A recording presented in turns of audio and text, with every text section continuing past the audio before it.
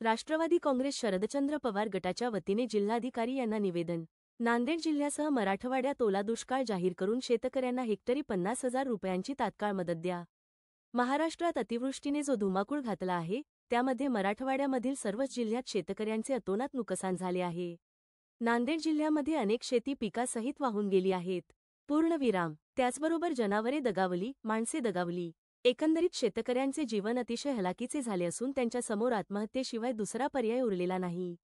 अशा परिस्थितीमध्ये महाराष्ट्र सरकारने शेतकरी हा जगाचा पोशिंदा असलेला बळीराजा यांना तात्काळ मदत करणे गरजेचे आहे।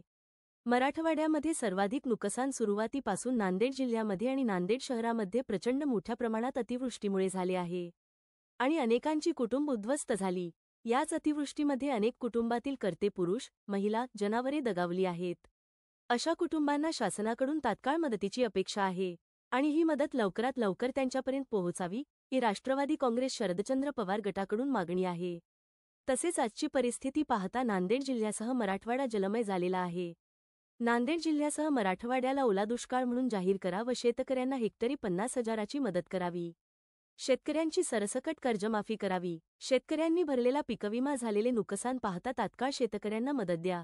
ज्या शेतकऱ्यांचे जनावरे दगावली आहेत, मातीसहित पिकं वाहून गेली आणि जी माणसं दगावली त्यांना आपण तात्काळ आर्थिक मदत करावी।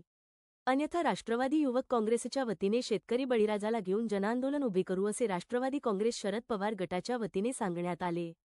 यावेळी राष्ट्रवादी काँग्रेस नांदेड शहर जिल्हाध्यक्ष डॉ. सुनील कदम, ग्रामीण जिल्हाध्यक्ष राष्ट्रवादी युवक काँग्रेस नांदेड धनंजय सूर्यवंशी, शहराचे जिल्हाध्यक्ष रौफ जमीनदार, डी.बी. जांभरुणकर, जिल्हा सरचिटणीस स्थई सिंधुताई देशमुख, शफीऊर रहमान, तुमपराव मा भवरे, नाना पोहते, प्रांजली रावणगावकर, महिला जिल्हाध्यक्ष डी. मुजाहिद खान, किसान सेलचे श्याम कपाळे, जानन वाघ, मागतोयवळकर व शेतकरी बांधव उपस्थित होते।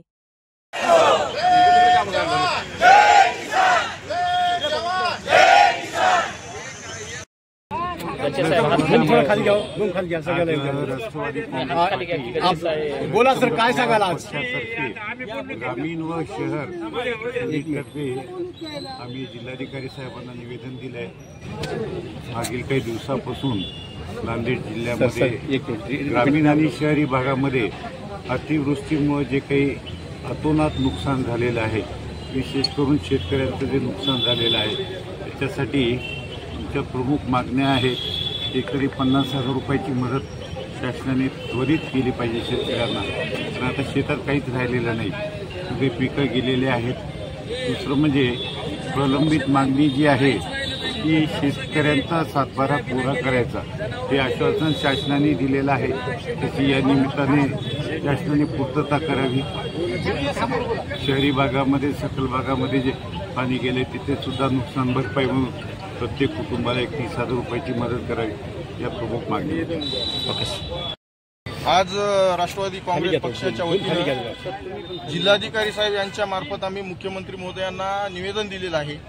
नांदेड जिल्ह्यात आज मोठ्या प्रमाणामध्ये अतिवृष्टीमुळे शेतकऱ्याचं प्रचंड मोठं नुकसान झालेलं आहे। त्यामुळं आम्ही शेतकऱ्याच्या वतीनं या ठिकाणी निवेदन देऊन शेतकऱ्यांना हेक्टरी 50,000 रुपये मदत तात्काळ सरकारनं केली पाहिजे। त्याचबरोबर शेतकऱ्यांचा सातबारा कोरा करण्याची हीच खरी वेळ आज आलेली आहे। शेतकरी प्रचंड हालाकीमध्ये आहे, त्यांना आज खाण्यापिण्याचे वांदे शेतकऱ्याचे झालेले आहेत। त्याबरोबर पीक विमा कंपनी, या पीक विमा कंपनीला सरकारने आदेश देऊन तात्काळ पीक विमा सुद्धा शेतकऱ्यांना 100% मिळाला पाहिजे। आज शेतामध्ये जे पिकं पेरलेली होती, लावलेली होती, ती अक्षरशः या अतिवृष्टीच्या पाण्यामध्ये वाहून गेलेली आहेत। म्हणजे माती सगट वाहून गेल्यामुळं येणाऱ्या सुद्धा एका वर्षामध्ये या शेतामध्ये काय पिकल का नाही, हा मोठा प्रश्न या ठिकाणी उद्भवलेला आहे। त्यामुळं सरकारला आम्ही आज या निवेदनाच्या माध्यमातून एवढं सांगू इच्छितो की पंचनामे कुठलेही न करता, काही कुठलेही सोंग न करता आज शेतकऱ्याला खरी मदतीची गरज आहे। त्यामुळं शेतकऱ्याला आज हेक्टरी 50,000 रुपये मदत करून सरसगट कर्जमाफी करून आम्ही मराठवाडा ओला दुष्काळ जाहीर करावा, या मागणीसाठी या ठिकाणी आम्ही आज आलो होतो। जर सरकारनं आमच्या मागण्याचा विचार नाही केला तर येणाऱ्या काळामध्ये शेतकऱ्याच्या वतीनं जन आंदोलन उभं राहून या सरकारला पळो की सोळो केल्याशिवाय आम्ही शांत बसणार नाही। काँग्रेस पक्षाचा जिल्हाध्यक्ष आहे श्याम कपाळे। जर तुम्ही आज बघितलं, नांदेड जिल्ह्यामध्ये सर्वत्र सगळीकडेच अतिवृष्टीमुळे शेतकऱ्यांचं मोठ्या प्रमाणामध्ये नुकसान झालं। शेतकऱ्यांच्या भावना आपण सगळ्यांनी ऐकलेल्या आहेत। सरकारने या भावना शेतकऱ्यांच्या लक्षात घेऊन तातडीने नांदेड जिल्ह्यासह मराठवाडा या ठिकाणी जे प्रत्येक शेतकऱ्याला हेक्टरी 50,000 रुपये भेटले पाहिजेत, ओला दुष्काळ जाहीर झाला पाहिजे, शेतकऱ्यांचा सरसकट या ठिकाणी सातबारा कोरा झाला पाहिजे. त्या शेतकऱ्यांच्या भावना खऱ्या अर्थाने सरकारने समजून घेतल्या पाहिजे. आज जर बघितलं तर शेतकऱ्यांसाठी सरकारने 8,500 रुपयाची मदत जाहीर केली हेक्टरी. आणि ह्याच्याच अगोदर आपण मार्च 2025 तुम्ही GR बघितला तर त्यामध्ये 13,600 रुपये सरकारने दिले आणि त्या ठिकाणी 3 हेक्टरची मर्यादा ठेवलेली आहे. आणि आज 2 हेक्टरची मर्यादा आणि त्यामध्ये 8,500 रुपये म्हणजे तुम्ही जे बघितलं गुंट्याला फक्त 45 रुपये सरकार देऊन शेतकऱ्यांची खऱ्या अर्थाने थट्टा करते. म्हणून सरकारची आमच्या नांदेड जिल्ह्यातल्या ह्या सगळ्या शेतकऱ्यांच्या वतीने आम्ही सरकारला विनंती करू इच्छितोय या ठिकाणी नांदेड जिल्ह्यासह मराठवाडा या ठिकाणी ओला दुष्काळ जाहीर करून शेतकऱ्यांची कर्जमाफी केली पाहिजे. अन्यथा येणाऱ्या काळामध्ये जर सरकारने आमच्या मागण्या मान्य नाही केल्या रस्त्यावरती त्या सर्व शेतकऱ्यांना घेऊन आम्ही उतरू आणि प्रशासनाच्या विरोधात शेतकऱ्यांच्या विरोधात त्या सरकारला त्याची जागा दाखवून दिल्याशिवाय आम्ही शांत बसणार नाही. या माध्यमातून मी आपल्या सगळ्यांना सांगतो. शेतकरी हो बळीराम मुंजाजी सूर्यवंशी आज अशी परिस्थिती झाली पावसानं की रोजचे रोज पाऊस चालू आहे. कवा कुसळण कवा काय होईल याचा आम्हाला भीती पैदा झालेली आहे. आमच्या शेतात काय राहिलं नाही, आम्हाला जाऊ सुद्धा वाटणार शेतात. कापसाचे बोंड चक गेले, सोयाबीनला मोडं गेले. आता करायचं काय बी, जमीन सुद्धा आमची चक खरडून गेली. ती नीट दुरुस्त करायला आम्हाला 2 वर्षे लागतात आणि करायची कुठून दुरुस्त? आमच्या खिशात आज 1 रुपया नाही. आम्ही एकरी 50,000 रुपये शेतात घातले. आज तिथं गवत झालं, जमीन गेली सगळी. आम्ही आता करायचं कसं? दिवाळी करायची कशी? आम्ही परिस्थिती आमची अशी निर्माण झाली की आम्हाला शेताकडे जाऊ सुद्धा वाटणं झाले.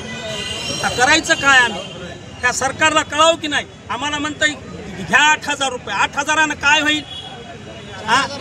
आम्ही 2 पोते घेतले तर 8,000 रुपये लागले खताच्या पोत्याला. आणि आम्ही आता आम्ही एवढा खर्च करून आम्हाला 8,000 देते म्हणजे आम्हाला काय काला द्यायचे? 8,000 द्यायचे. हेक्टरी 50,000 दिले तर द्यायचे, नाही तर 8,000 द्यायचे नाही. नाही पूर्वीच्या सरकारमध्ये 13,000 रुपये हेक्टरी होते. आता या सरकारमध्ये 8,000च झालं.